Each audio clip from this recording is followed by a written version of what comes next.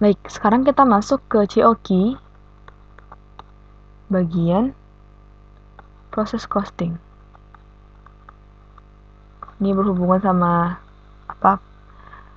part of COPR ya, yang udah kita buat waktu UTS kemarin.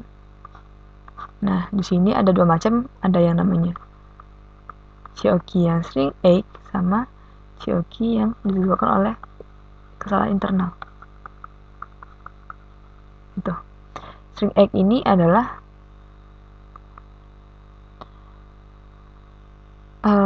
penyusutan alami. Jadi ini kayak karena alam gitu. Jadi ini bukan kehendak perusahaan dan juga bukan karena eksternal gitu. Ini benar-benar ya udah gitu. Hukum alamnya itu udah nyuruh dia untuk mengalami penyusutan gitu atau hilang gitu. Contohnya misalnya kita punya obat, kita mau buat obat nih. Gitu kan. Kita pakai misalnya air 1 liter sama bumbu misalnya 0,5 liter gitu.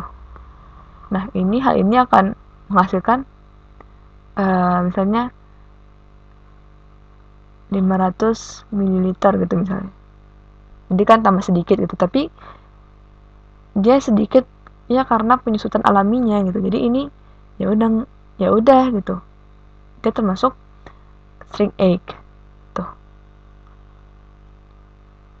Nah, untuk string egg ini kan ini tadi kan unitnya hilang nih. Tadi kayak 1 liter.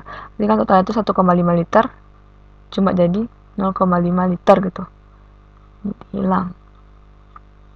Yang hilang ini akan diabaikan dalam UE. Jadi kita nggak catat dalam unit ekuivalen kita gitu. Dalam mencari unit ekuivalen. Tapi kalau internal failure, yaitu unit yang hilang atau cacat atau rusak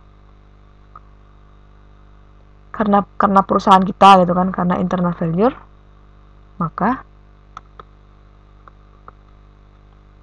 ini dicatat dalam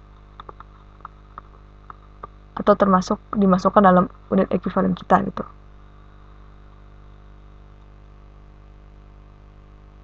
Nah, jadi kalau misalnya tadi ini kita punya teman cari UE nih. Kan di sini kan ada unit transferred out gitu misalnya.